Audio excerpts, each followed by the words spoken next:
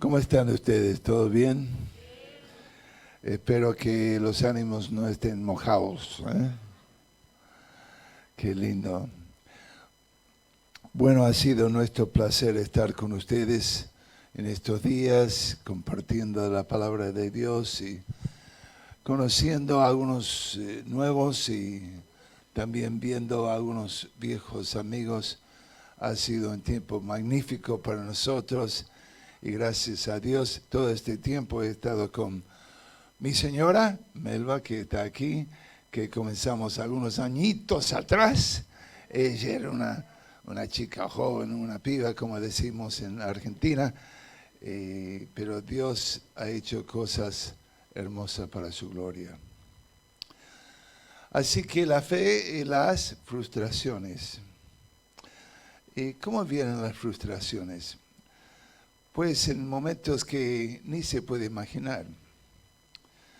Uno de los milagros del Señor Jesús, el único milagro de Él que se encuentra en los 4 evangelios, es la alimentación de los 5,000.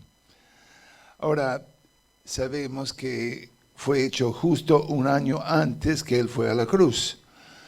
Quiero hablarles un poco de trasfondo, porque no vamos a hablar de ese milagro, sino de otro.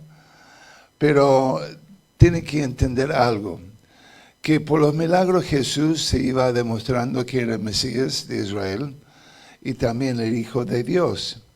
Sin embargo, después de quizás el milagro más sobresaliente que había hecho, cuando curó a un muchacho ciego, sordo, sordomudo, poseído por un demonio, totalmente incomunicado. ¿Qué pasó con el liderazgo de Israel, los fariseos, aquellos líderes falsos y vacíos? Pues ellos dijeron que hizo su milagro por el poder de Belcebú. Pues Dios iba demostrando su verdad mediante la voz del Padre por medio de Juan el Bautista. Después mediante la voz del Hijo Jesucristo. Pero aquí por la voz del Espíritu Santo, porque Cristo dijo que ellos habían pecado contra el Espíritu Santo, porque por el poder del Espíritu Santo Él hizo sus milagros. Entonces no había más medio por el cual ellos podían entender la verdad de Dios. Y Él dijo que no iba a hacer más milagros y que esa generación estaba condenada, y también ellos no solamente en el sentido espiritual, pero en el sentido nacional, porque en el año 70 Jerusalén, el templo fue destruido por Tito y los ejércitos romanos. Pero dijo, no más milagros. Sin embargo, después se hizo más milagros. ¿Qué? ¿Estaba mintiendo? No. Los milagros que vemos después de aquel milagro no fueron tanto para convencer a un Israel incrédulo de que él era el Mesías, sino que eran lecciones para sus discípulos. Lecciones en forma muy viva, en forma muy eficaz. Y así fue el milagro de los 5,000. Claro, ellos habían oído al Señor todo el día. Llegó al fin del día y estaba la multitud y no sabían qué hacer con la multitud. Pues eran muchas. Estaban en un lugar desierto y no tenían de qué comer. Y la solución de ellos fue como la solución de muchos en el día de hoy. Pues que se vayan por sus casas, por las calles, que busquen su propia comida. Mas Jesús le dijo, no, vosotros dadle de comer. Y estaban incapacitados de hacerlo. Pero uno dijo, hay un muchacho aquí que tiene 5 panes y 2 peces. Los panes eran panes de cebado, es decir, el más vulgar, lo más barato que podía haber, y 2 pececillos. Sin embargo, por medio de esa pequeña provisión, Dios, por medio de Cristo, el poder del Espíritu Santo, iba a alimentar las multitudes. Dice aquí 5 hombres, pero con sus mujeres y con sus hijos eran por lo menos 15,000. Y quedan restos. Ahora imagínense, estaban allí en la montaña, de ver ese poder, esos discípulos, y estaban con ese espíritu. No hay nada que no podemos hacer. Sin embargo, algo iba a pasar, que les iba a dejar nuevamente incapacitados, frustrados, porque Cristo quiso enseñarles una tremenda lección. La primera lección, los 5,000, era así: si uno toma lo que tiene y lo pone en las manos del maestro, siempre será suficiente para alimentar la multitud o para suplir la necesidad de la gente. Toma lo tuyo, colócalo en las manos del Señor y será suficiente. Ellos lo vieron y ya algo les iba a pasar. Y vamos a ver ese algo que les iba a pasar. Fíjense conmigo en Mateo capítulo 14. Y vamos a leer comenzando en versículo 22. Y dice así: enseguida Jesús hizo a sus discípulos entrar en la barca e ir delante de él a otra ribera, entre tanto que él despedía a la multitud. Despedida la multitud, subió al monte a orar aparte. Y cuando llegó la noche, estaba allí solo, y la barca estaba en medio del mar, azotada por las aguas, por las olas, porque el viento era contrario. Versículo 25. Mas a la 4ª vigilia de la noche, Jesús vino a ellos andando sobre el mar.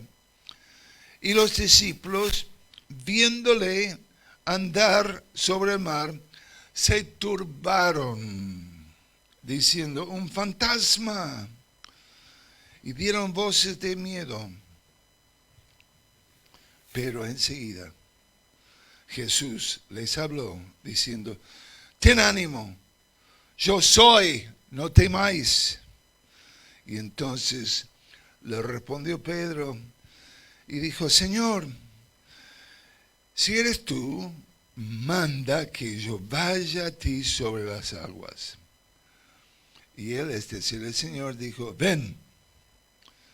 Y descendiendo Pedro de la barca, andaba sobre las aguas para ir a Jesús. Pero al ver el fuerte viento, tuvo miedo y, comenzando a hundirse, dio voces diciendo: Señor, sálvame. Y al momento Jesús, extendiendo la mano, asió de él y le dijo: hombre de poca fe, ¿por qué dudasteis? Y cuando ellos subieron a la barca, se calmó el viento. Entonces los que estaban en la barca vieron y le adoraron, vinieron y le adoraron, diciendo: verdaderamente eres hijo de Dios. Para Naim. ¿No es cierto que después de la gran victoria viene el gran problema? Después del momento más sublime, vemos la dificultad más profunda. Los discípulos habían visto ese milagro de la alimentación de los 5,000. Ya habían observado, estaban encima. Pero Jesús le dijo, hay que entrar en la barca. Enseguida, preste atención, Cristo mismo les quiso hacer entender que ellos tenían que descender a la realidad de la vida. Y en esa realidad de la vida, Él les iba a enseñar grandes lecciones. Mis queridos, ¿no es cierto que todos nosotros, en un sentido, especialmente en este año pasado y otro año, hemos visto tantas cosas? Que ha venido el desánimo, que hemos estado ahí encerrados diciendo cuándo va a pasar y cómo será. Aquí el Señor tiene una palabra para nosotros. En primer lugar, la gran verdad de la soberanía de Dios. Aquí viene una pregunta. ¿Cristo no sabía de hacerles entrar en la barca que iba a venir una tormenta? ¿Sí o no? Sí. ¿No es omnisciente? Sí. ¿Él podía haber evitado la tormenta? Sí. Es omnipotente. ¿Él tenía cuidado de ellos? Sí. Sí. Pero en su soberanía, Él tenía un plan para ellos. Preste atención.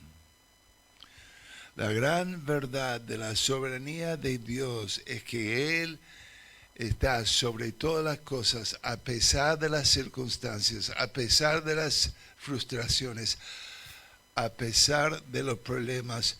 Él es Dios. Y aun cuando uno no se dé cuenta, aun cuando uno no está palpando su presencia, Él está. Él te ve. Es soberano. Él tiene un propósito. Un propósito. En este año pasado, quizás tú no lo has visto, yo sí. Hay unos seres queridos, de repente se han muerto. Algunos dicen, pero ¿qué pasó? Tan de repente se me fue. ¿Qué pasó? Que mi empresa se hundió. ¿Qué pasó? Que no tengo de qué vivir. Aquí Cristo está diciendo, en medio de la tormenta de la vida, en medio de la frustración de la vida, que Él es soberano. Él es soberano. Y Él ve, Él puede, y Él quiere. ¿Lo puede explicar? No. ¿Lo necesito abrazar? Sí. Este año pasado fue muy duro para mí, y todavía es.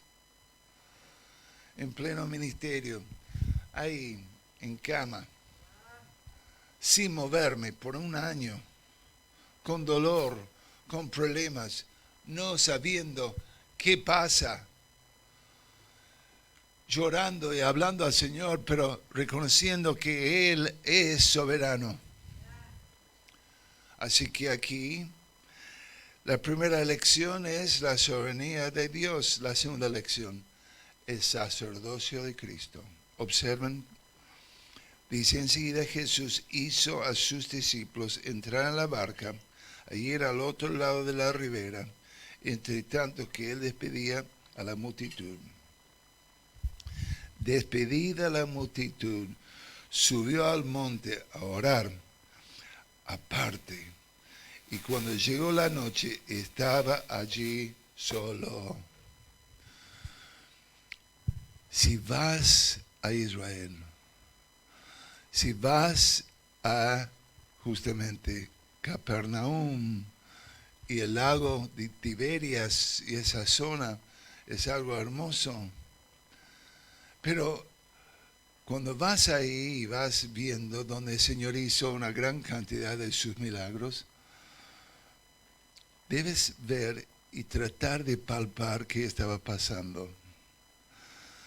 Sus discípulos estaban en una barca. Más adelante vamos a ver que era noche y no estaba con ellos en la barca, pero allí, lejos, en una colina, estaba el hombre de Dios, Cristo Jesús, nuestro gran sumo sacerdote, orando por ellos. El escritor a los Hebreos lo dice así: porque no tenemos un sumo sacerdote que no pueda compadecerse de nuestras debilidades, sino en que fue tentado en todo según nuestra semejanza, pero sin pecado. Quiero decirte algo, que hoy día tenéis un sumo sacerdote que ora por ti. Y lo lindo de él es que siempre el Padre le escucha. Lo lindo es que siempre el Padre le responde. El sacerdocio de Cristo es una tremenda verdad. La carta a los Hebreos nos habla de esa tremenda sacerdocio, es decir, tremendo sacerdocio, no según Aarón, sino según Melquisedec, aquel que no tiene principio de días ni fin de días, aquel que vive para siempre. Y quiero decirte, muchacho, quiero decirte, chica, quiero decirte, papá y mamá, que Él ora por ti en tu momento más difícil, en la frustración más allá de tu comprensión. Qué tremenda verdad. Una verdad que debe traer consuelo a tu alma. Pues la soberanía de Dios, el sacerdocio de Cristo. Observen cómo dice aquí: y la barca estaba en medio del mar. Y uno decía, estamos aquí solos.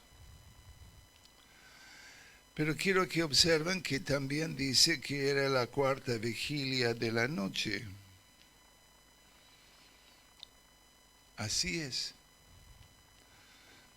Y en el lugar más lejos, en el momento más oscuro, vemos que Cristo cuida de ti.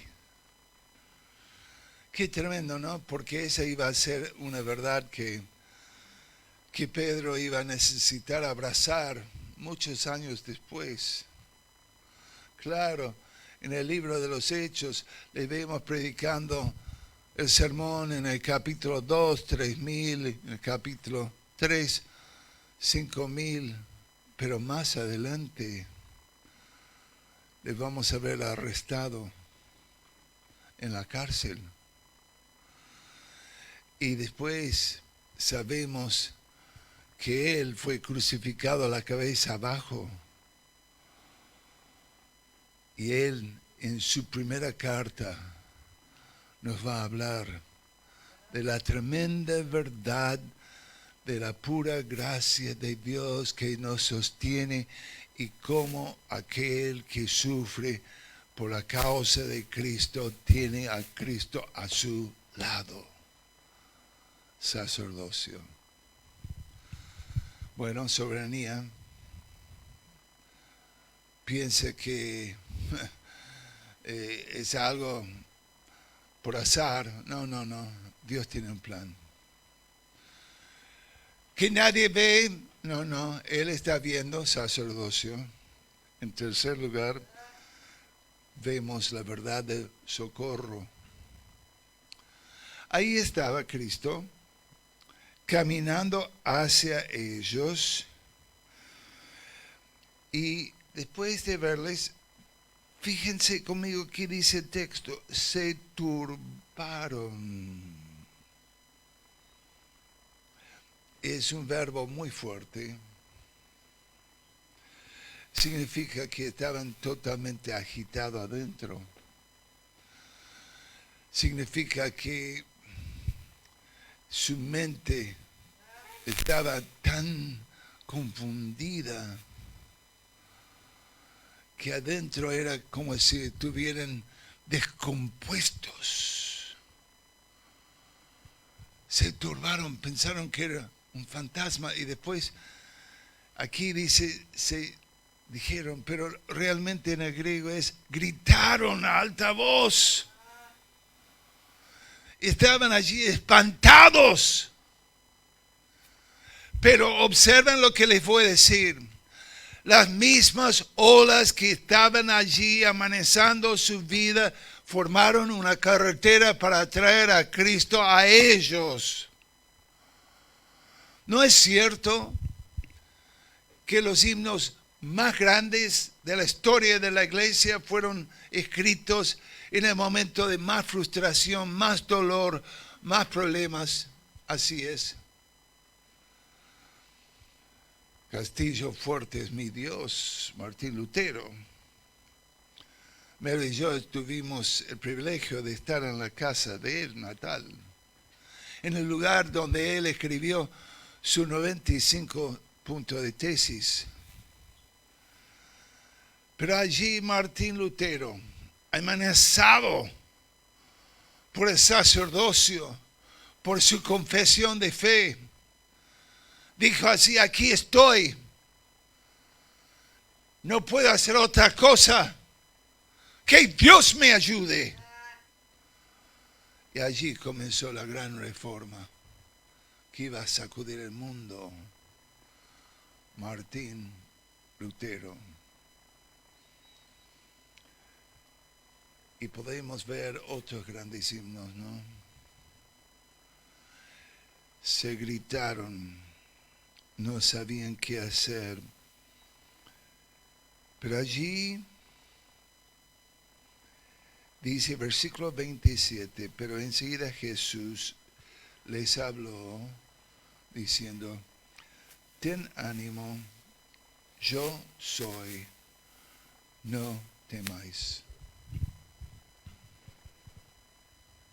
Ten ánimo, yo soy, no temáis. Me ha pasado en medianoche, a solas ahí, mi señora ya dormida, con lágrimas hablando a Dios, pero con esa voz del Señor, ten ánimo, no temáis, yo soy. Socorro, el socorro de Jesús, hermoso. Y terminamos, vemos la seguridad. ¿Qué pasó? Pues vemos que Pedro dijo, Señor, si eres tú, mándame que baje de la barca, que vaya a ti. Y Cristo dijo, ven. Y bajó de la barca. Y de repente, en vez de mantener sus ojos en Jesús, vio las circunstancias. Y comenzó a hundirse. Y Cristo dijo, hombre de poca fe, ¿por qué dudáis? Estoy aquí. Y te voy a llevar al otro lado. Porque cuando te mandé a entrar en esa barca, sabiendo todo, Mi plan era mi palabra de llevarte al otro lado. Siempre llevarte al otro lado. Mis queridos, Dios no te va a dejar en medio de tus frustraciones, en medio del mar de los problemas, allí envuelto con las olas que amenazan tu vida. Él está allí para extender la mano y después llevarte al otro lado. De todo eso vamos a ver otra cosa importante, con eso terminamos. No solamente soberanía, sacerdocio, socorro y seguridad, pero también santificación. ¿Por qué santificación? Porque santificación pasado es que Cristo nos salvó de nuestros pecados. Santificación futura es que nos va a hacer vivir sin pecado. Santificación presente nos va a ayudar a vivir con victoria sobre el pecado. Ahora observen, era toda una escuela. La primera vez que Pedro le vio a Jesús, estaba al lado del mar, ahí en la orilla, con sus pies plantados allí.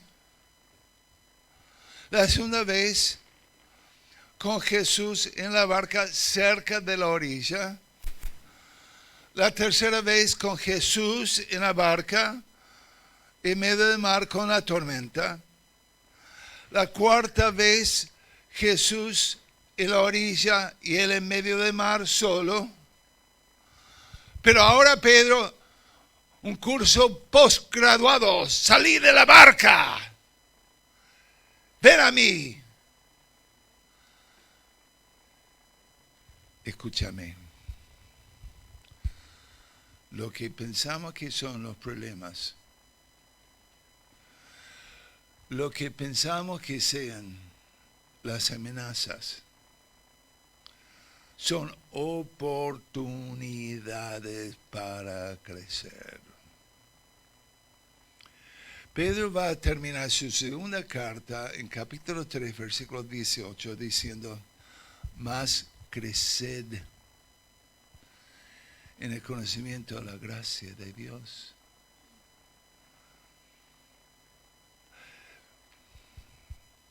El problema de varias iglesias y obras es que tienen a la cabeza gente que nunca ha sido probada por las tormentas de la vida, que nunca han crecido en medio de todo aquello.